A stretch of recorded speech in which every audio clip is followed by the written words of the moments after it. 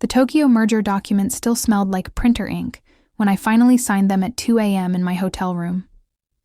18 months of negotiations, sleepless nights dissecting financial models, and endless video calls with executives who treated me like an intern despite my senior analyst title.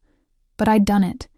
Sterling Financial's biggest international expansion in a decade, and my name was on every page. Before I share what came next, the choices I made, the truths I uncovered, I want to know where you're watching from. Please, hit subscribe and leave a comment with your city. Your stories, your voices, they matter. And if you've ever felt trapped in a love that turned into something else entirely, maybe my story will feel familiar. The flight home felt like a victory lap until turbulence over the Pacific reminded me that celebrations were premature. Success meant nothing until I could share it with someone who understood the cost. I drove straight to my parents' house in Millfield, that suburb where dreams go to get comfortable and die slowly. The rental car felt foreign after 6 weeks driving Tokyo's narrow streets, but muscle memory guided me down Oakwood Drive toward the 2-story colonial that still looked exactly like it did when I was 16 and desperate to escape. Maya's BMW sat in the driveway, which surprised me. My sister usually avoided family gatherings unless someone was writing checks or there was drama to orchestrate. I parked behind her car and grabbed my laptop bag, too tired to care about the suitcase in the trunk. Mom answered before I could knock, her face lighting up with that genuine smile she reserved for rare moments when both daughters were home simultaneously. "Sophia, honey, how was Tokyo?" "Exhausting, successful, expensive." I hugged her, breathing in the familiar scent of her lavender perfume mixed with whatever she'd been cooking. "Where is everyone?" "Kitchen." Maya brought news. Something in her voice made my stomach tighten, that careful neutrality she used when my sister was in trouble again. I found them clustered around the breakfast nook like conspirators. Dad looked up from his coffee, his accountant's face unreadable behind wire-rimmed glasses. Maya sat across from him, designer purse clutched in her lap, her usually perfect makeup slightly smudged around the eyes. "The conquering hero returns," Maya said, but her trademark sarcasm felt forced. "How's international finance treating you?" "Better than whatever's going on here." I dropped into the empty chair, suddenly aware that they'd been talking about me. "Someone want to explain why this feels like an intervention?" Dad cleared his throat. "Maya's been telling us about her new venture, interior design consulting for high-end clients." I studied my sister's face, looking for the tells I'd learned to read over 28 years of watching her spin increasingly elaborate lies. The slight twitch near her left eye, the way she pressed her lips together when she was buying time. "Congratulations," I said carefully. "When did you become interested in interior design?" "I've always had an eye for it. You know that." Maya's voice gained confidence, warming to her subject. "I've been working with this incredible mentor, Vivian Ashworth. She handles celebrity homes, executive offices, the kind of clients who don't think twice about spending 6 figures on a renovation." "That's wonderful, sweetheart," Mom said, refilling everyone's coffee with the nervous energy she displayed whenever family dynamics felt fragile. "The thing is," Maya continued, her eyes meeting mine directly for the first time since I'd sat down, "I need startup capital, equipment, portfolio development, marketing. Vivian says the first year is crucial for establishing credibility." "Here it comes."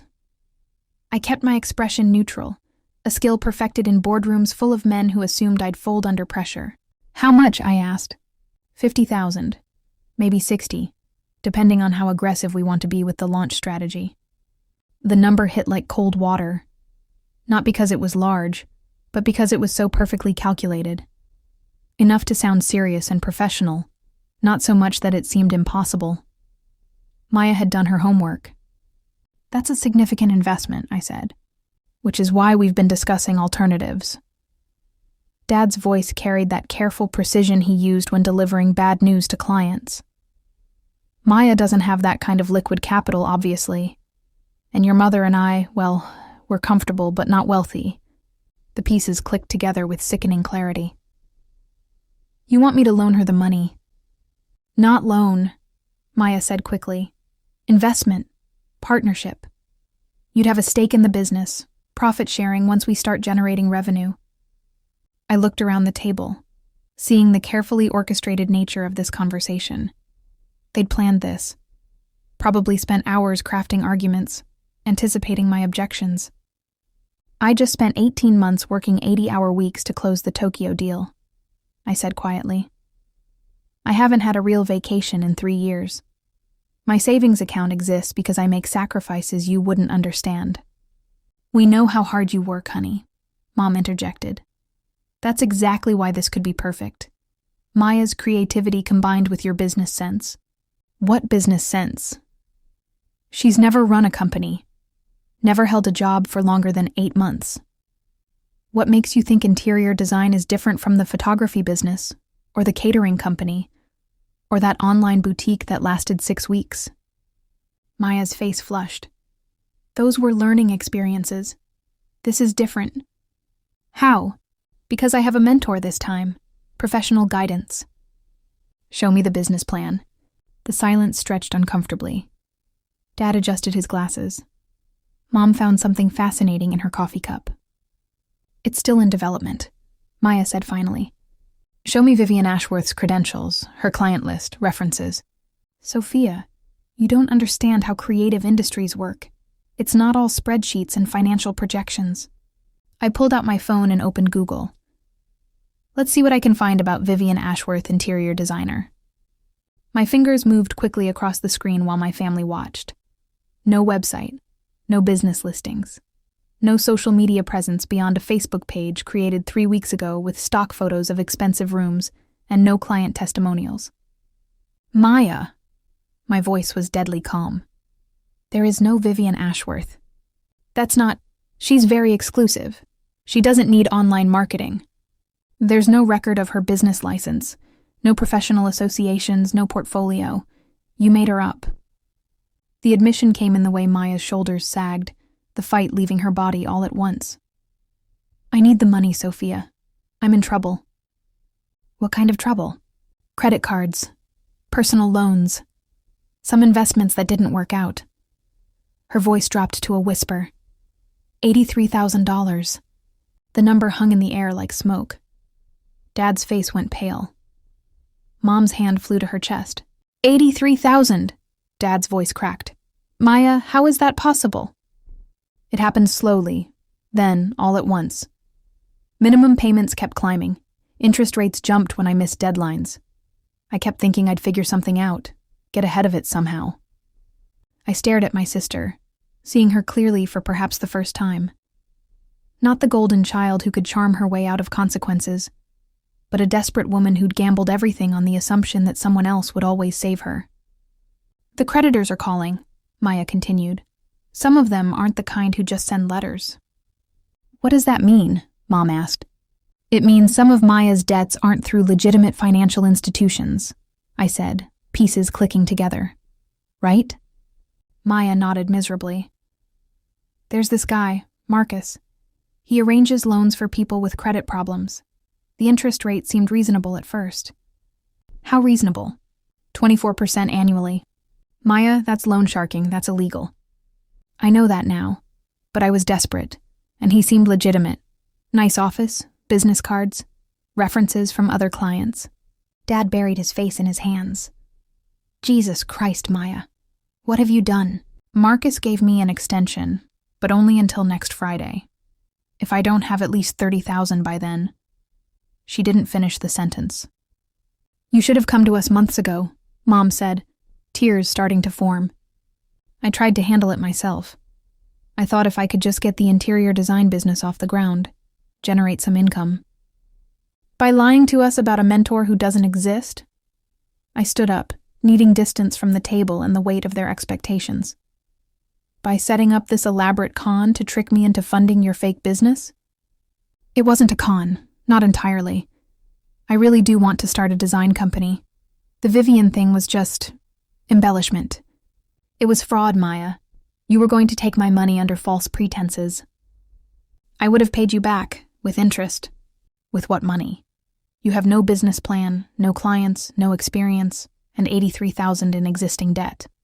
What part of that equation generates profit? The kitchen fell silent, except for the steady tick of Mom's antique clock.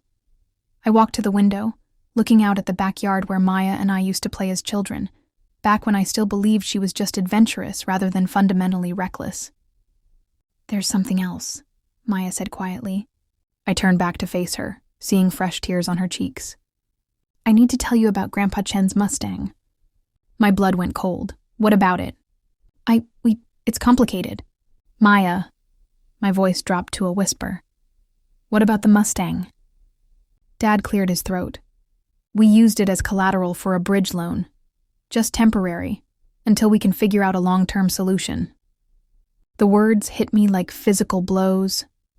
Grandpa's 1967 Shelby GT500, the car he'd restored with his own hands, the one he'd promised would be mine someday. The car I'd been making payments on for 3 years, ever since Dad transferred the title to me as an early inheritance gift. "You used my car as collateral?" "The loan was Maya's idea," Dad said quickly. "She arranged everything. We just signed the papers." "What papers?" But I already knew. The title documents were in Dad's safe, officially transferred to me but still kept here for security reasons. Maya had access to that safe. Had always had access. "It's not gone," Maya said desperately. "It's just temporarily secured. Once I get back on my feet, we'll pay off the loan and get it back." "Who did you borrow from?" "The same guy, Marcus. He has connections, people who do asset-backed lending." I sank back into my chair, legs suddenly unsteady. "You gave my grandfather's car to a loan shark." "It's just collateral. We haven't lost it." "How much?" $30,000 against the car's appraised value. "The car is worth $90,000, Maya. Any legitimate lender would have given you better terms." Marcus worked fast. No credit checks, no paperwork delays. I needed money immediately. "When is the loan due?" The silence told me everything. "When, Maya?" "Next Friday, same as the other deadline. So if you don't come up with $60,000 by Friday, Marcus gets Grandpa's car. We'll figure something out. Mom and Dad could refinance the house or—" "No." Dad's voice was firm. "We're not risking our home for this mess." "Then what do you suggest?" Maya's voice rose to near hysteria. "These aren't people you can negotiate with, Dad. Marcus made that very clear." "You should have thought of that before you signed the papers," I said. "I was desperate. I am desperate. You're the only one with enough money to fix this." I looked around the table at my family, seeing them clearly for the first time in years. Dad, the cautious accountant who'd somehow allowed his daughter to forge his signature on loan documents. Mom, who'd enabled Maya's irresponsibility for decades with unconditional support and bailouts. And Maya, who'd escalated from credit card debt to loan sharking to putting my most precious possession at risk. "I need to see the loan documents," I said. Maya produced a folder from her purse with shaking hands. The papers looked official enough, but the terms made my stomach turn. 60% annual interest, compounding weekly. Payment in full required by the specified date. No partial payments accepted. And if the borrower defaulted, the secured asset became property of the lender immediately. No court proceedings required. "This contract isn't legally enforceable," I said. "The interest rate violates state usury laws." "Try explaining that to Marcus," Maya said bitterly. I studied the signature on the loan documents, comparing it to Dad's handwriting on the coffee cup beside him.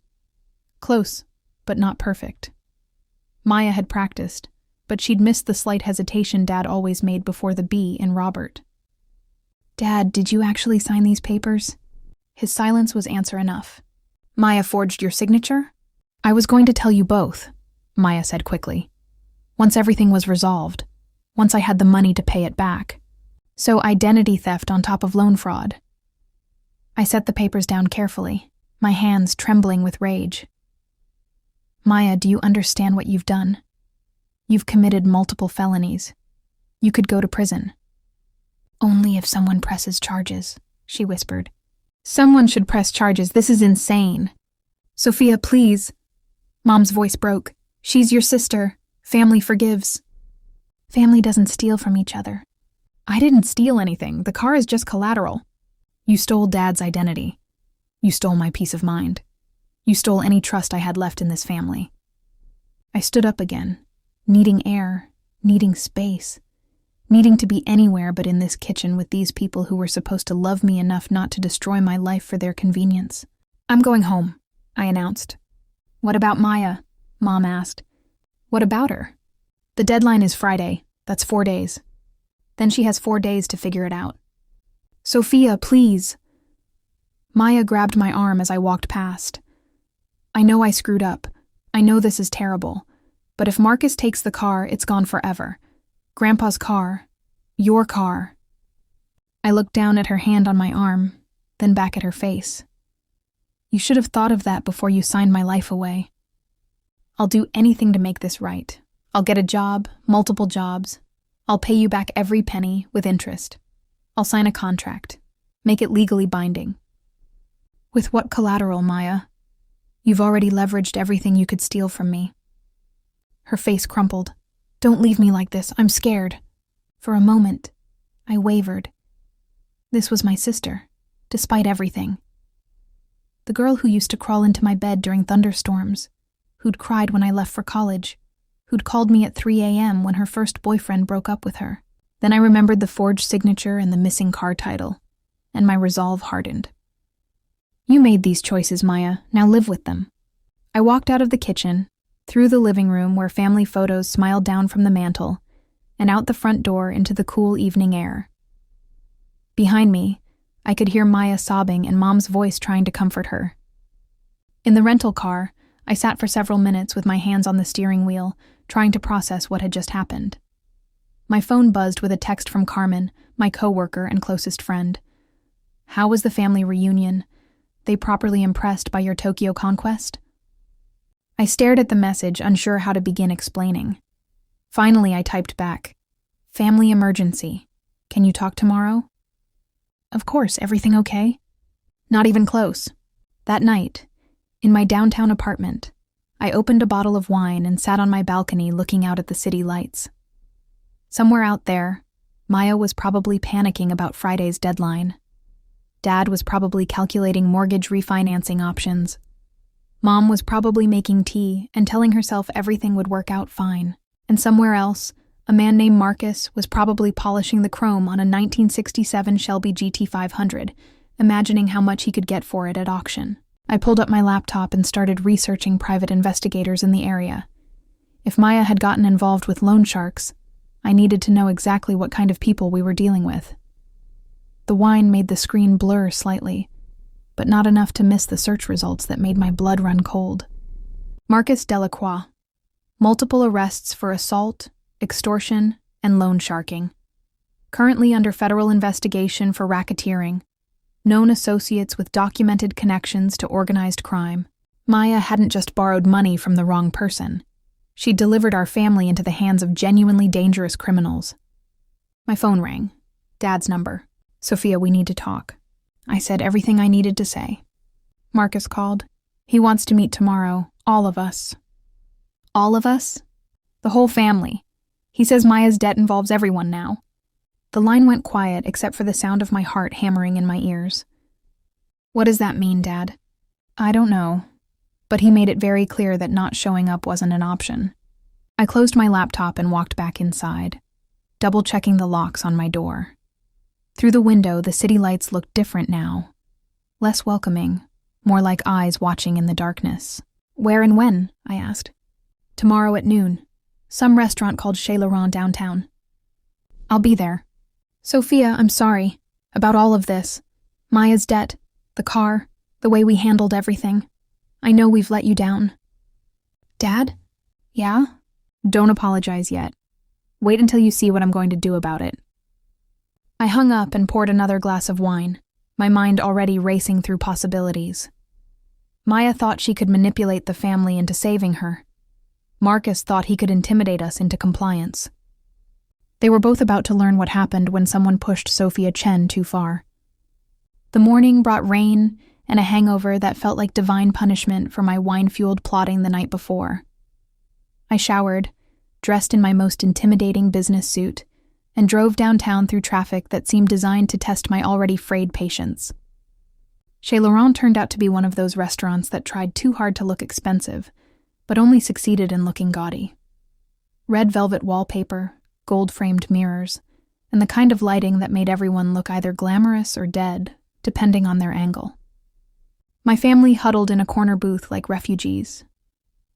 Maya wore sunglasses despite being indoors, probably hiding evidence of a sleepless night. Dad's hand shook slightly as he sipped black coffee. Mom picked at a croissant with the distracted air of someone whose world was dissolving. I slid into the booth beside Dad, noting how the other patrons gave our table a wide berth. We weren't the only ones who sensed danger. "He's not here yet," Maya whispered. "Good. That gives us time to establish ground rules." "What ground rules?" Dad asked. "No one speaks except me. No one makes promises or agreements. If things get uncomfortable, everyone leaves immediately." "Sophia, these aren't people you can negotiate with like a corporate deal," Maya said. "Every negotiation has leverage points. We just need to find theirs." A shadow fell across our table. I looked up to see a man in his 40s wearing an expensive suit that couldn't quite disguise the violence in his shoulders. His face was pleasant enough, but his eyes reminded me of a shark's, dark, flat, and calculating. "The Chen family, I presume." His voice carried a slight accent, French maybe, or deliberately cultivated to sound sophisticated. "I'm Marcus Delacroix." He slid into the booth across from us without being invited, immediately dominating the space with his presence. A second man, larger and less well-dressed, remained standing nearby. "Ms. Maya Chen," Marcus continued, his eyes finding my sister's face. "You look tired. Not sleeping well?" "She's been worried about the loan deadline," I said before Maya could respond. Marcus shifted his attention to me, and I felt the full weight of his scrutiny. "And you must be the successful sister. Sophia, is it? The financial analyst who just returned from Tokyo." The fact that he knew about my trip sent ice through my veins. "That's right. I do hope you enjoyed Japan. Fascinating country. Very strict about honoring debts and obligations." "Speaking of obligations," I said, pulling a folder from my briefcase. "I've reviewed the loan documents Maya signed.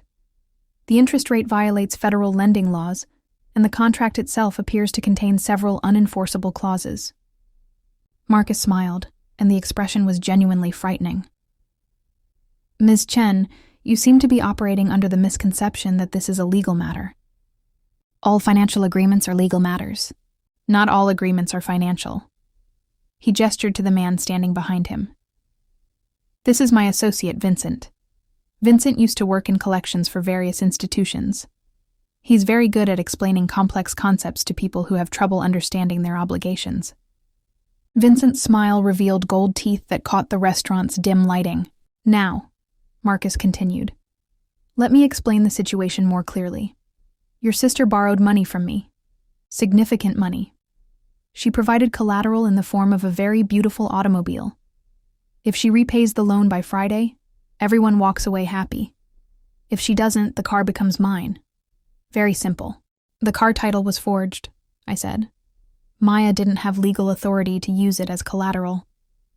I'm sure the courts would find that argument very compelling, if the courts ever became involved. But as I mentioned, this isn't a legal matter. "What kind of matter is it?"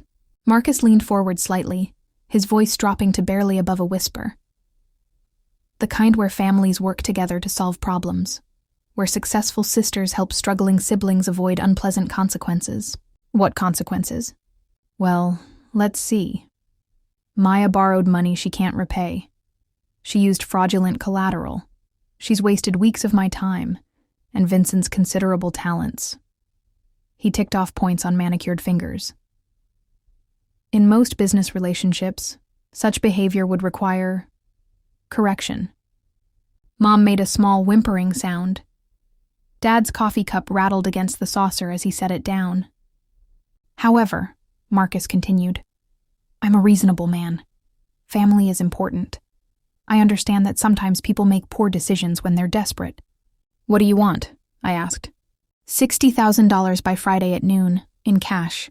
delivered to an address Vincent will provide.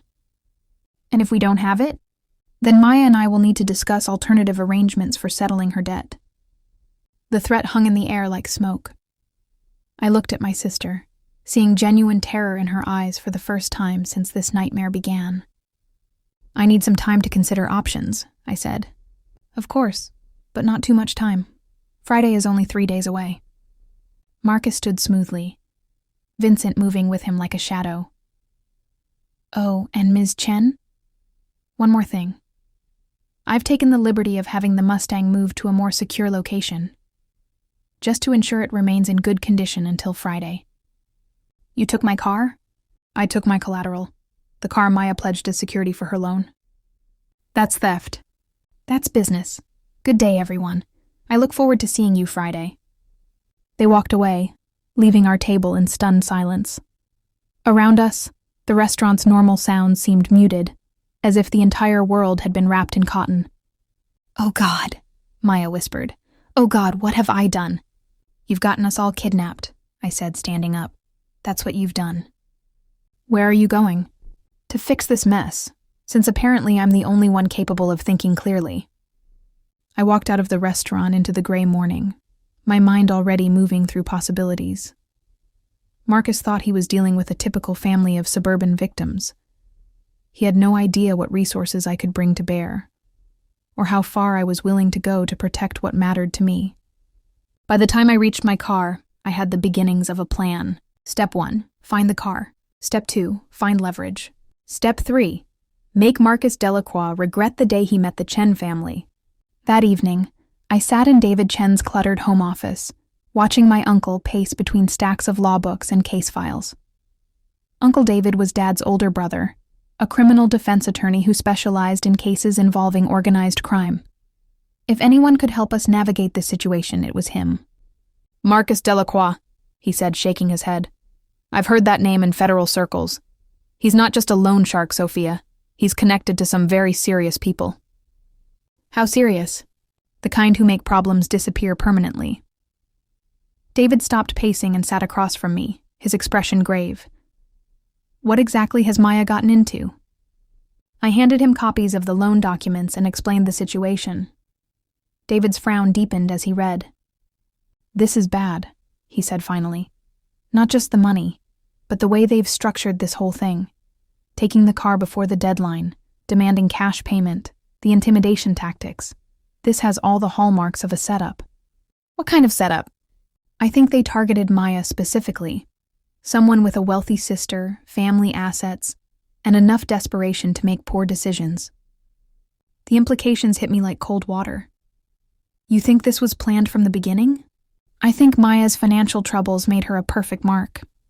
Easy to manipulate, easy to pressure, and connected to someone with the resources to pay significantly more than the original debt. So what do we do? Officially, pay the money and hope they honor their agreement. And unofficially, David was quiet for a long moment, studying my face. How far are you willing to go to get that car back? It's not just about the car anymore. I know. Maya's in real danger. They all are, probably. So tell me what you're thinking. I have a friend in the FBI. Agent Morrison, Organized Crime Task Force. If we could give them actionable intelligence on Marcus's operation, they'd arrest him before Friday? They'd at least disrupt his business enough to create breathing room. What kind of intelligence? Bank records, transaction details, evidence of other victims. The kind of information that would be very difficult for a civilian to obtain. I met his eyes, understanding the subtext. But not impossible. Hypothetically speaking, of course. Of course. We sat in silence for several minutes, both contemplating the line between legal solutions and effective ones. There's another option, David said finally. What? Give them what they want. Pay the money, get Maya out of immediate danger, and then pursue justice through proper channels. You mean let them win? I mean, keep your family alive while we build a case that will put Marcus and his associates in federal prison for the next 20 years. And Maya learns that her actions have no real consequences. Maya learns that her family loves her enough to save her life, even when she doesn't deserve it. I thought about that during the drive home, weighing justice against pragmatism, revenge against survival. By the time I reached my apartment, I'd made my decision. But first, I needed to make some calls. Carmen answered on the second ring. "You sound terrible," she said without preamble. "I need a favor, a big one." "Name it." "I need you to help me steal $60,000. The silence stretched long enough that I thought the call had dropped. "Carmen? I'm here. I'm just processing the fact that my most ethical friend just asked me to help her commit a felony." "It's complicated." "It always is. Tell me everything." So I did. The whole story, from Maya's debts to Marcus's threats to the missing car. Carmen listened without interruption, occasionally making small sounds of disbelief or anger. "Okay," she said when I finished. "I'm in." "Just like that?" "Sophia, you've saved my job twice, covered for me during my divorce, and loaned me money when I couldn't make rent. If you need to rob a bank, I'll drive the getaway car."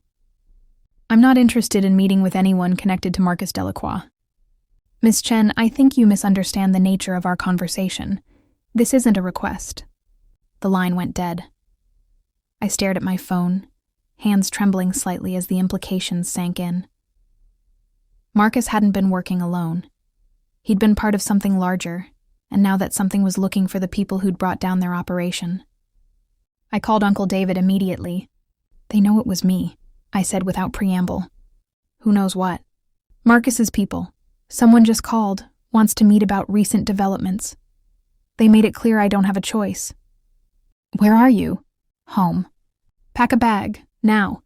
Meet me at the Marriott downtown, room 847. Use the service elevator, avoid the main lobby." "David, what's happening?" "What's happening is that you just declared war on people who don't distinguish between combatants and civilians. Move, Sophia. Now." I threw clothes into a suitcase with shaking hands, my mind racing through worst-case scenarios. Through my apartment window, I could see a dark sedan that hadn't been there an hour ago. 2 men sat in the front seats, both looking up at my building. The service elevator was empty, thank God. I rode down to the parking garage, emerging 3 blocks from my building through the connected underground mall. David's Toyota waited at the curb, engine running. "Get in," he said, not bothering with greetings. We drove in silence through downtown traffic, both of us checking mirrors for signs of pursuit. Only when we reached the hotel did David speak again. "Agent Morrison was right about one thing. This is bigger than Marcus." "How much bigger?" "Federal task force has been tracking this organization for 3 years. Marcus was middle management. The people above him don't take kindly to disruption. Room 847 turned out to be a suite with 2 bedrooms, a kitchenette, and windows that didn't open. Agent Morrison was waiting for us, along with 2 other agents I didn't recognize. "Ms. Chen," Morrison said, "we need to discuss your immediate safety." "Am I in protective custody?" "Not officially. Officially, you're helping with our ongoing investigation." "And unofficially?" "Unofficially, Jonathan Pierce represents the Torino crime family, and they're very interested in meeting the person who cost them approximately $2 million in seized assets." I sank into one of the suite's leather chairs, suddenly exhausted. $2 million. Marcus's operation was more extensive than we initially realized. Drug money laundering, human trafficking, illegal weapons sales. Your evidence led to the biggest organized crime bust in the city's history. "So I should feel proud?" "You should feel scared," said one of the other agents, a thin man with prematurely gray hair. "The Torinos don't forgive, and they don't forget." "What about my family?" "Already in protective custody. Your parents and sister were relocated this morning." Relief and terror warred in my chest. "For how long?" "Until we can build cases against the remaining organization members, or until we can negotiate some kind of arrangement." "What kind of arrangement?" Morrison and the gray-haired agent exchanged glances. "The kind where you testify against everyone we've arrested, help us identify other victims and operations, and spend the next 5 years in witness protection." The room fell silent except for the distant hum of traffic far below. 5 years in witness protection. New identity, new location, no contact with anyone from my previous life. "There has to be another option," I said. "There is," Morrison replied. "You can take your chances with the Torinos." That evening, I sat alone in the hotel suite while agents monitored phone calls and tracked the movements of known associates. Maya called on a secure line from whatever safe house they'd taken her to. "I'm sorry," she said, her voice small and broken. "This is all my fault." "Yes, it is. I never meant for any of this to happen. The debt, the car, bringing those people into our lives. But it did happen, Maya, and now we're all paying the price." "What are we going to do?" I looked out the hotel window at the city lights, thinking about my apartment, my job, my carefully constructed life that had been destroyed in less than a week. "I don't know yet. The agents say we might have to disappear. New names, new lives." "I heard." "Sophia, I can't do that. I can't just vanish, leave everything behind." "You should have thought of that before you borrowed money from criminals." I know I screwed up, but there has to be another way." "Like what?" "Maybe we could negotiate. Offer them something they want more than revenge." "What could we possibly offer them? Information. About their competitors, about other operations. You're smart. You could figure out what they need." I closed my eyes, recognizing the familiar pattern. Maya in crisis, looking to me to solve problems she'd created, expecting me to sacrifice myself for her benefit once again. "Maya?" "Yeah?" "No." "What?" "No. I'm not negotiating with crime families. I'm not gathering intelligence for criminals. I'm not risking my life to clean up your mess anymore. But if we don't do something, we go into witness protection. We start over. And this time, you live with the consequences of your choices." I hung up and turned off the phone. Through the hotel room walls, I could hear Agent Morrison talking to her colleagues, planning strategies and discussing timelines. My grandfather's Mustang was in an FBI impound lot, evidence in a federal case that might take years to resolve. My career at Sterling Financial was effectively over. Hard to be a financial analyst when your identity was classified. Everything I'd worked for, everything I'd built, gone because my sister couldn't manage her credit cards responsibly. But as I sat in that sterile hotel room, surrounded by federal agents and protected from people who wanted to kill me, I felt something unexpected. Relief. For the first time in my adult life, Maya's problems were completely out of my hands. I couldn't fix them, couldn't solve them, couldn't sacrifice myself to make them disappear. The system had taken over, and all I could do was survive whatever came next. There was freedom in that helplessness, a strange peace in knowing that the worst-case scenario was already happening and I was still breathing. My phone buzzed with a text from Carmen.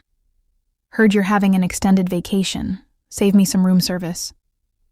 I smiled for the first time in days and texted back, "Bring wine, we're going to need it." 2 weeks later, I stood in the doorway of a small apartment in Portland, Oregon, holding the keys to a life I'd never chosen. The witness protection specialists had done their work efficiently. Sophia Chen was dead, at least on paper. In her place stood Sarah Coleman, financial consultant, complete with employment history and references that would satisfy any background check. Maya, now Michelle Coleman, my sister, sat on a secondhand couch in the living room, staring at the television without really seeing it. Mom and Dad had been relocated to Phoenix with new identities as retired teachers. We weren't supposed to contact each other except through secure FBI channels. "It's not so bad," Maya said, though her voice carried no conviction. "It's exactly as bad as it looks," I replied. "The agents say the trials could take 2 years, maybe 3. And then what? We magically get our old lives back?" "I don't know." I walked to the window, looking out at a city I'd never wanted to see, filled with people who would never know my real name. Somewhere, Marcus Delacroix was sitting in a federal prison cell, probably planning revenge. Somewhere else, the Torino family was still looking for the woman who destroyed their operation. "Sophia? My name is Sarah now." "Sarah, do you hate me?" I turned to look at my sister, seeing her clearly for perhaps the first time. Not the golden child or the family favorite, just a scared woman who'd made terrible choices and was finally facing consequences she couldn't charm her way out of. "I don't hate you, Maya." "Michelle." "I don't hate you, Michelle, but I don't forgive you either." "What does that mean?" "It means we're stuck together in this new life, and we're going to make the best of it." But the old dynamic, where I solve your problems and enable your irresponsibility, that's over. I understand. Do you? Because this isn't temporary. This isn't something we're going to laugh about at Christmas dinner next year. This is permanent. Michelle nodded slowly. I know. Good, because I have a job interview tomorrow and a life to rebuild, and I'm not doing it while carrying your baggage anymore.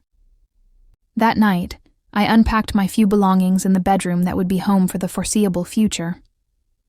Among the clothes and toiletries, I found a single photograph that Agent Morrison had somehow rescued from my apartment. Grandpa Chen standing beside his newly restored Mustang, one arm around my 12-year-old shoulders. I propped the photo on the nightstand and stared at it for a long time. The car was gone, locked in an evidence locker until the trials ended. But the memory remained, and maybe that was enough. Cars are just metal and chrome, Grandpa had always said. It's what they represent that matters. The Mustang had represented everything I'd worked for, everything I'd sacrificed for, everything I'd lost. But lying in that unfamiliar bed in an unfamiliar city, I realized it had also represented something else. The illusion that hard work and good intentions could protect you from other people's choices. That illusion was gone now, burned away by loan sharks and federal agents, and the bitter taste of witness protection coffee. In its place was something harder, but more honest. The knowledge that survival sometimes meant accepting losses you never deserved. 3 months into our new life, Michelle got a job at a local department store.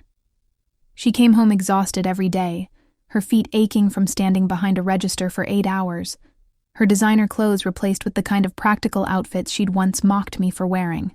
I never knew how hard this was, she said one evening, collapsing onto our thrift store couch. Hard? Working for someone else, having a boss who doesn't care about your problems, getting paid just enough to survive. Welcome to adulthood. I always thought I was special, different, that regular rules didn't apply to me.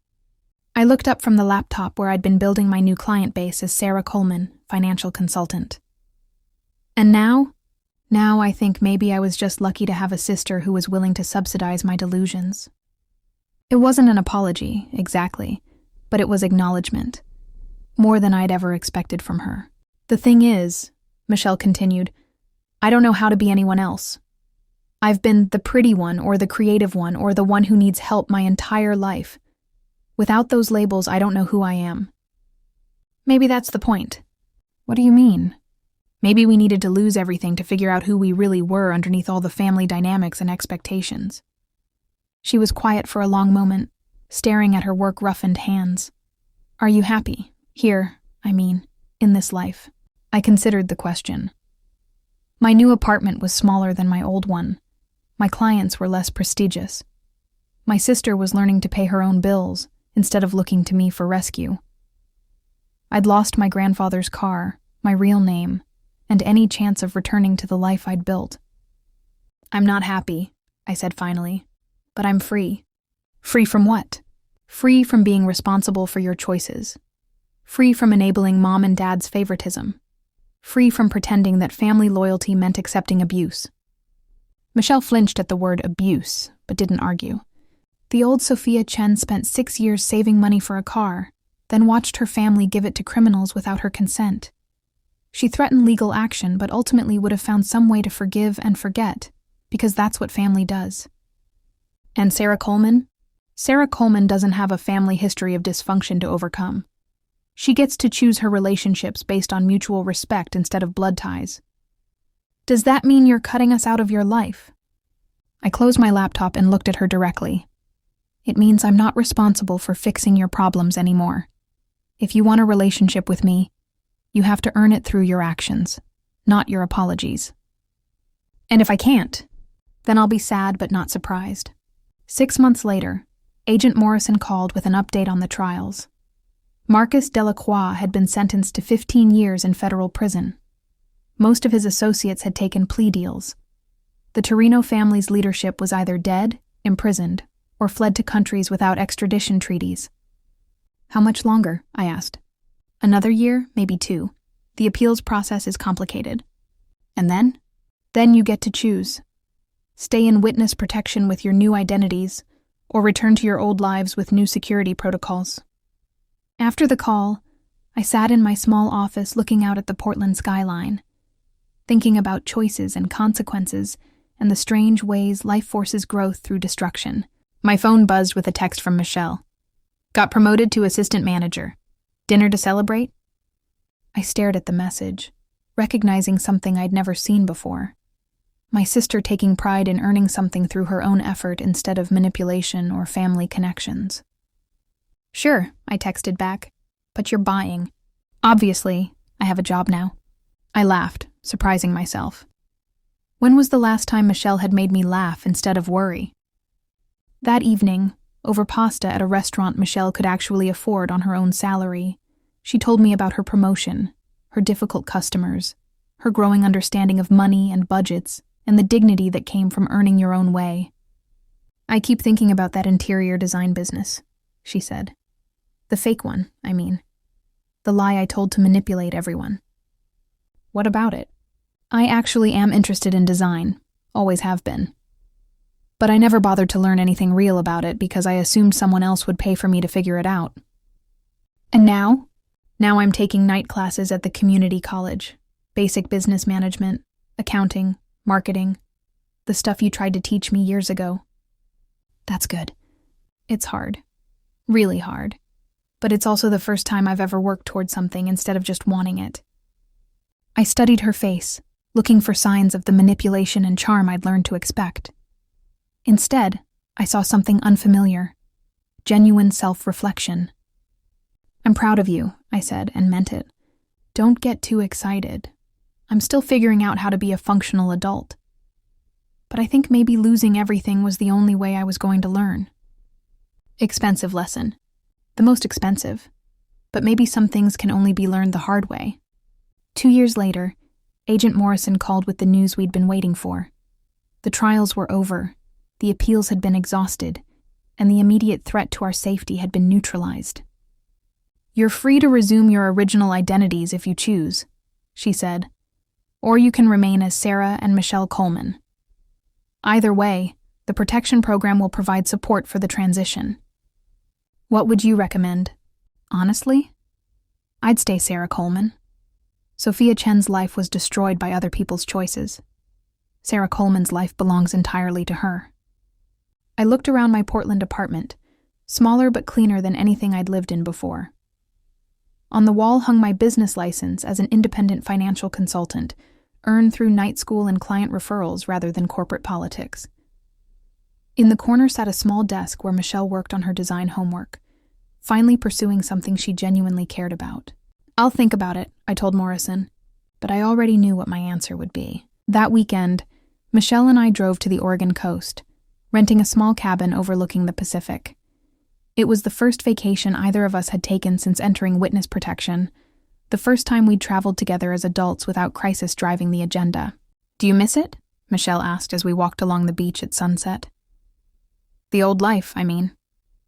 I miss parts of it, my apartment, my career trajectory. The Mustang, obviously. I dream about that car sometimes. Not guilty dreams, just remembering how beautiful it was. Grandpa always said cars were just metal and chrome. What do you think he meant? I used to think it was about the memories and experiences. But now I think he meant that the real value was in what you learned by earning something yourself. And what did you learn? I considered the question as waves crashed against the rocks below us. I learned that protecting something you love sometimes means being willing to lose it. I learned that family isn't about unconditional forgiveness. It's about mutual respect and accountability. And I learned that revenge isn't about punishment. It's about making sure the consequences fit the choices. Did I get the consequences I deserved? You lost your identity, your family connections, your financial security, and your ability to manipulate people who love you. You had to learn to work for a living and take responsibility for your own choices. That's not really an answer. Michelle, for the first time in your adult life, you're proud of something you earned yourself. You're in school studying something you actually care about. You pay your own bills and make your own decisions.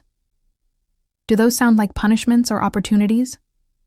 She was quiet for a long time, watching seagulls dive for fish in the surf. Both, I guess.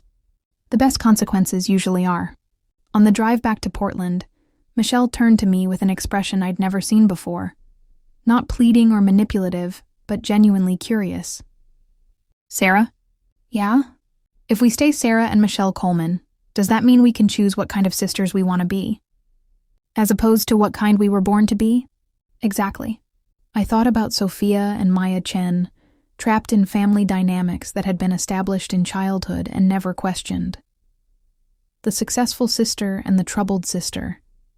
The responsible one and the one who needed constant rescue. "Yes," I said finally, "we get to choose. Then I choose to be the kind of sister who pays her own way. And I choose to be the kind of sister who lets you." 3 months later, I received a package with no return address. Inside was a single photograph, a black 1967 Mustang Shelby GT500 parked outside the federal courthouse, with Agent Morrison standing beside it holding a set of keys. The accompanying note was brief. "Appeals process complete. Evidence released. Car was being held at city impound, not federal custody. Paperwork was complicated. Thought you might want to know it's available for pickup. M." I stared at the photograph for a long time, remembering the weight of those keys in my hand, the rumble of the engine, the way Grandpa had looked standing beside that car with his arm around my shoulders. Michelle found me in the kitchen that evening, still holding the photograph. "What's that?" I handed it to her without speaking. "Oh my God, your car. They found your car. Apparently it was never lost, just buried in bureaucracy." "Are you going to get it?" "I don't know." "What do you mean you don't know? It's your dream car, your grandfather's legacy. It's Sophia Chen's dream car. I'm not sure Sarah Coleman needs it." Michelle set the photograph on the counter between us. "Can I tell you what I think?" "Sure. I think Grandpa was right about cars being metal and chrome. But I think he was also right about what they represent. Which is, the person you become when you're willing to work for something that matters.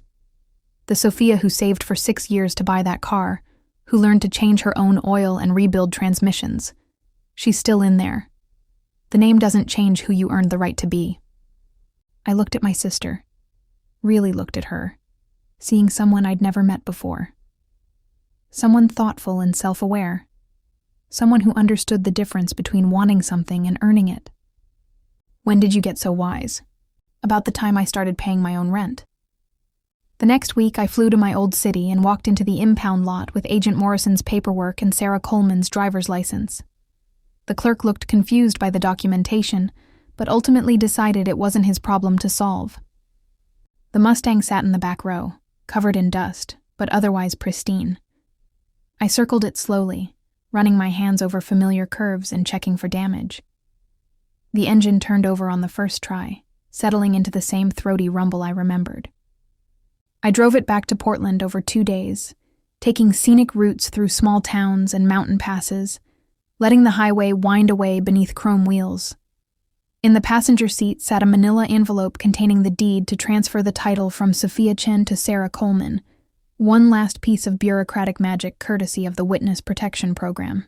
Michelle was waiting when I pulled into our apartment complex, her face lighting up as the Mustang's exhaust announced my arrival. "How does it feel?" she asked as I turned off the engine. "Like coming home to a place I've never been before." "That doesn't make sense." "Sure it does. This car represents everything I learned about earning what matters to you. That lesson doesn't change just because my name did." "So Sarah Coleman gets to keep Sophia Chen's dream?" "Sarah Coleman gets to keep everything Sophia Chen earned. The difference is, now I know the car was never really the dream." "What was?"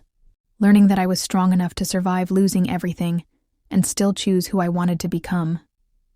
I handed her the car keys, watching her eyes widen in surprise. "What's this?" "A choice. You can take this car, sell it, and use the money to pay back every person you ever borrowed from.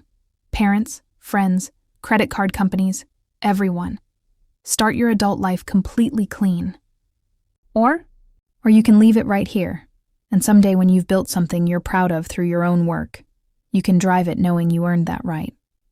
Michelle stared at the keys in her palm, and I could see her calculating. The car was worth enough money to solve a dozen financial problems, to give her a cushion against the uncertainty of building a life from scratch. How long do I have to decide? As long as you need. She closed her fingers around the keys and looked at me with something that might have been respect. I think I'll hold on to these for now, just until I figure out who I'm supposed to be when nobody's rescuing me. Fair enough. That evening, we sat on our small balcony, sharing a bottle of wine and watching the sun set over a city that had become home without either of us noticing. In the parking lot below, my grandfather's Mustang gleamed under the security lights, finally where it belonged. Do you think we'll ever tell Mom and Dad the whole story? Michelle asked. Which part? The part where you nearly got us all killed, or the part where we learned to choose our own family? Both, I guess. Maybe someday, when they're ready to hear it. And if they're never ready, then we'll have learned everything we needed to know about unconditional love versus earned respect. Michelle raised her glass in a toast. To Sarah and Michelle Coleman. To choosing who we want to become. To learning the hard way. To surviving our own choices. We drank, and in the distance, I could hear the ocean calling through the evening air, reminding me that some horizons are worth the journey, even when you can't see where they lead. The revenge had been complete, not through punishment or retribution, but through transformation. Maya Chen had been spoiled and entitled, enabled by a family that confused love with rescue. Michelle Coleman was learning to stand on her own feet and measure her worth by her contributions rather than her needs. Sophia Chen had been strong but trapped by obligation and family dynamics that diminished her autonomy. Sarah Coleman was equally strong but free to choose her relationships based on mutual respect rather than blood ties. The car that had started this whole journey sat in the parking lot below, no longer a symbol of what could be taken away, but a reminder of what could be earned through persistence and sacrifice. Whether Michelle chose to sell it or keep it, she would make that decision as an adult who understood the weight of consequences. Some dreams I'd learned were worth losing everything to find, and sometimes the best revenge was becoming the person you were always meant to be, with or without the people who failed to see your worth. In the morning, Michelle would go to work at a job she'd earned. I would meet with clients who respected my expertise. And somewhere in the space between who we'd been and who we were becoming, we'd continue choosing the sisters we wanted to be, rather than accepting the roles we'd inherited. The old life was gone, burned away by fraud and federal agents, and the bitter education that some lessons could only be learned through loss. But what remained was stronger, cleaner, and entirely our own. Cars were just metal and chrome, Grandpa had always said. But the woman who learned to drive one, that was something else entirely. Robbing a bank. Then what are you doing? Something much more interesting. The next morning, I called in sick to work for the first time in 3 years and drove to the industrial district on the south side of town. According to the business records I'd found online, Marcus Delacroix operated several companies from a warehouse complex near the railroad tracks. I parked across the street and settled in to watch, armed with coffee, binoculars, and a camera with a telephoto lens.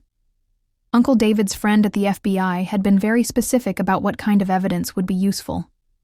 By noon, I'd photographed 15 different men entering and leaving the building, along with license plates for 6 vehicles.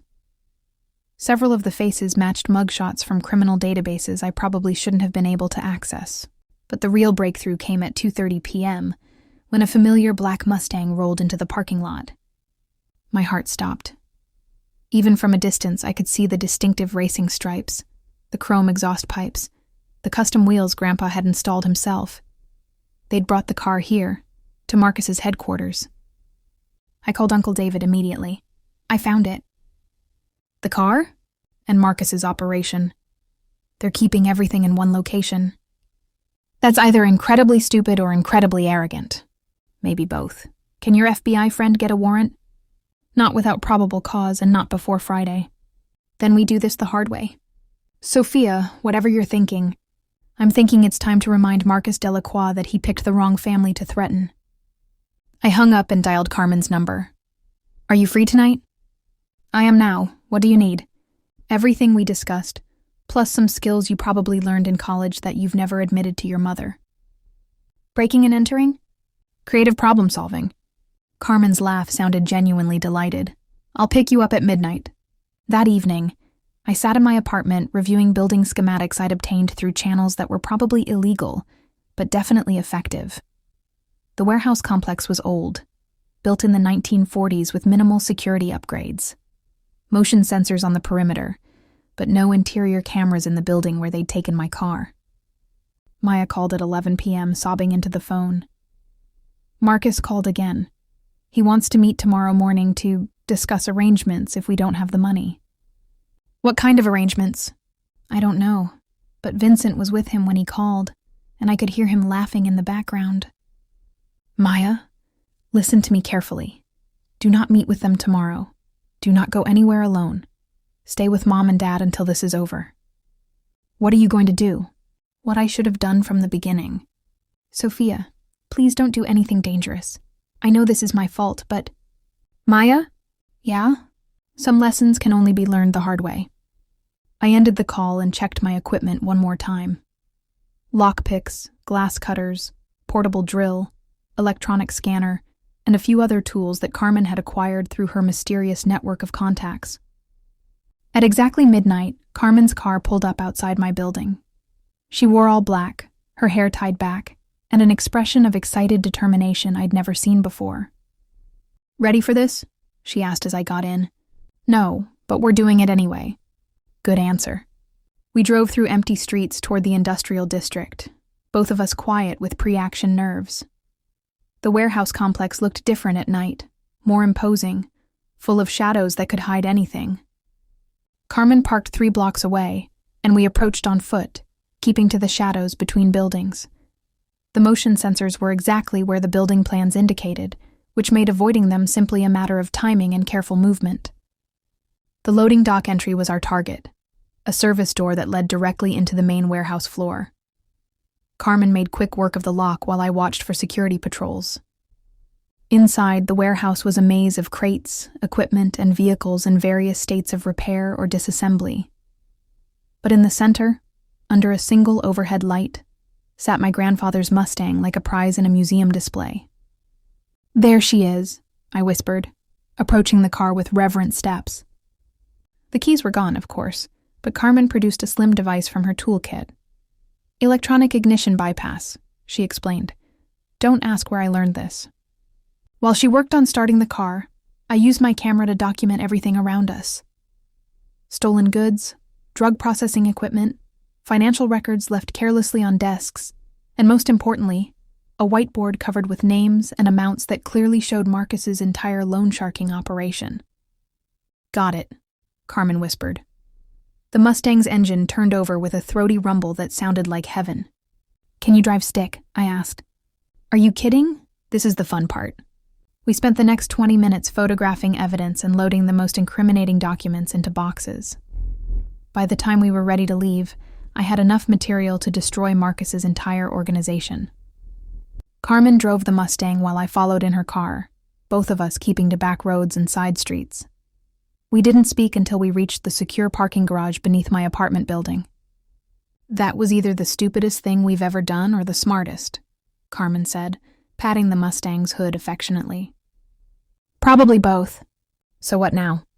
I looked at the boxes of evidence we'd retrieved, then at my grandfather's car, finally home where it belonged. Now we make some phone calls and see how Marcus likes being on the receiving end of threats. The next morning, I drove to Uncle David's office with enough evidence to prosecute a dozen federal crimes. Agent Morrison arrived within an hour, a sharp-eyed woman in her 40s who studied our evidence with the intensity of a surgeon examining x-rays. She spread photographs across David's conference table, occasionally making notes or asking clarifying questions. This is impressive work, she said finally. How exactly did you obtain these documents? Does it matter? I asked. For prosecution purposes, yes. Illegally obtained evidence isn't admissible in court. David leaned forward. What if a concerned citizen happened to discover these materials in a public location? Abandoned property, perhaps. Agent Morrison's smile was razor-thin. Hypothetically, such a discovery would be entirely legitimate. Hypothetically, I agreed. She gathered the photographs into neat stacks. I can have warrants within 2 hours and tactical teams in position by noon, but I need to know, is anyone in immediate physical danger? I thought about Maya's terrified voice on the phone, about Vincent's gold teeth and predatory smile. My sister has a meeting scheduled with Marcus this afternoon. She doesn't know it, but she's not going. Good, because by this afternoon, Mr. Delacroix will be answering questions in a federal holding cell. Agent Morrison left with promises of swift action and warnings about staying away from Marcus until the arrests were complete. David walked me to the parking garage, his expression troubled. "You know this isn't over," he said. "Even with Marcus in custody, Maya's still facing potential charges for the identity theft and fraud." One crisis at a time. Sophia, I need to ask, did you plan this from the beginning? The evidence collection, the car theft, all of it? I considered the question. I planned to get my car back and make sure Maya faced consequences for her actions. Everything else was improvisation. Effective improvisation. The best kind. At home, I called Maya to explain that her afternoon meeting was canceled. She didn't take the news well. "What do you mean canceled?" Marcus specifically said. "Marcus is going to be busy with federal agents for the foreseeable future." The silence stretched long enough that I wondered if she'd hung up. "Sophia, what did you do?" "What needed to be done." Oh God, you don't understand what you've started. Marcus has people, connections. If he thinks we set him up..." "Maya, stop, it's over, Marcus is finished." But even as I said the words, I felt a chill of uncertainty. Men like Marcus Delacroix didn't build criminal empires without contingency plans. Taking him down might solve our immediate problem, but it could create larger ones. My phone rang. Unknown number. "Ms. Chen." The voice was cultured, professional, completely unfamiliar. "Yes. My name is Jonathan Pierce. I represent certain business interests that may have been affected by recent developments." Ice formed in my stomach. What developments? "I think it would be better if we discussed this in person. Are you available for lunch today?" "I'm not interested in meeting with anyone connected to Marcus Delacroix." "Ms. Chen, I think you misunderstand the nature of our conversation. This isn't a request." The line went dead. I stared at my phone, hands trembling slightly as the implications sank in. Marcus hadn't been working alone. He'd been part of something larger, and now that something was looking for the people who'd brought down their operation. I called Uncle David immediately. "They know it was me," I said without preamble. "Who knows what?" "Marcus's people. Someone just called, wants to meet about recent developments.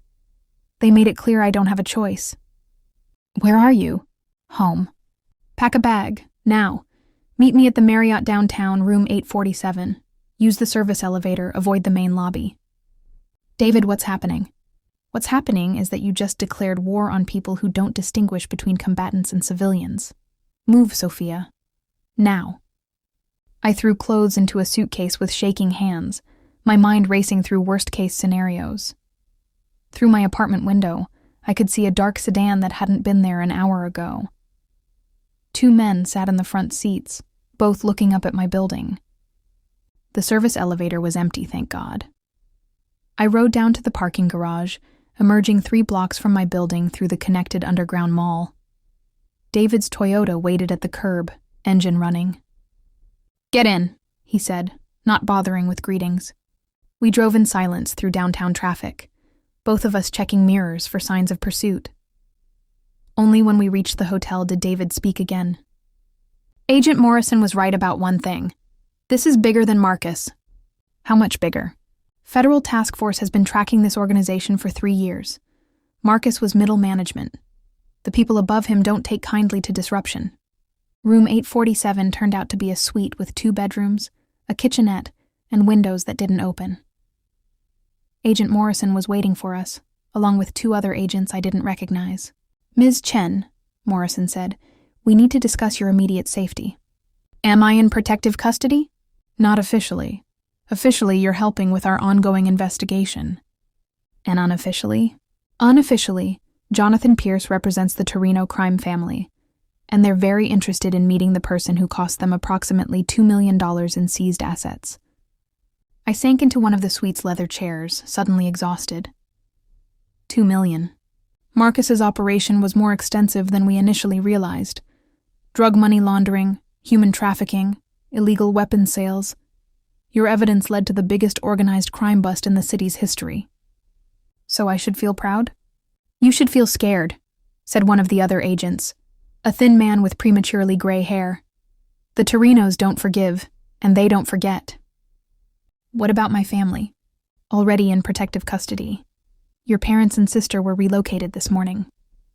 Relief and terror warred in my chest. For how long? Until we can build cases against the remaining organization members, or until we can negotiate some kind of arrangement. What kind of arrangement? Morrison and the gray-haired agent exchanged glances. The kind where you testify against everyone we've arrested, help us identify other victims and operations, and spend the next 5 years in witness protection. The room fell silent except for the distant hum of traffic far below. 5 years in witness protection. New identity, new location, no contact with anyone from my previous life. There has to be another option, I said. There is, Morrison replied. You can take your chances with the Torinos. That evening, I sat alone in the hotel suite while agents monitored phone calls and tracked the movements of known associates. Maya called on a secure line from whatever safe house they'd taken her to. I'm sorry, she said, her voice small and broken. This is all my fault. Yes, it is. I never meant for any of this to happen. The debt, the car, bringing those people into our lives. But it did happen, Maya, and now we're all paying the price. What are we going to do? I looked out the hotel window at the city lights, thinking about my apartment, my job, my carefully constructed life that had been destroyed in less than a week. I don't know yet. The agents say we might have to disappear. New names, new lives. I heard, Sophia, I can't do that. I can't just vanish, leave everything behind. You should have thought of that before you borrowed money from criminals. I know I screwed up. But there has to be another way. Like what? Maybe we could negotiate, offer them something they want more than revenge. What could we possibly offer them? Information. About their competitors, about other operations. You're smart, you could figure out what they need. I closed my eyes, recognizing the familiar pattern. Maya in crisis, looking to me to solve problems she'd created, expecting me to sacrifice myself for her benefit once again. Maya? Yeah? No. What? No, I'm not negotiating with crime families. I'm not gathering intelligence for criminals. I'm not risking my life to clean up your mess anymore. But if we don't do something, we go into witness protection. We start over. And this time you live with the consequences of your choices. I hung up and turned off the phone. Through the hotel room walls, I could hear Agent Morrison talking to her colleagues, planning strategies and discussing timelines. My grandfather's Mustang was in an FBI impound lot, evidence in a federal case that might take years to resolve. My career at Sterling Financial was effectively over. Hard to be a financial analyst when your identity was classified. Everything I'd worked for, everything I'd built, gone because my sister couldn't manage her credit cards responsibly. But as I sat in that sterile hotel room, surrounded by federal agents and protected from people who wanted to kill me, I felt something unexpected. Relief. For the first time in my adult life, Maya's problems were completely out of my hands.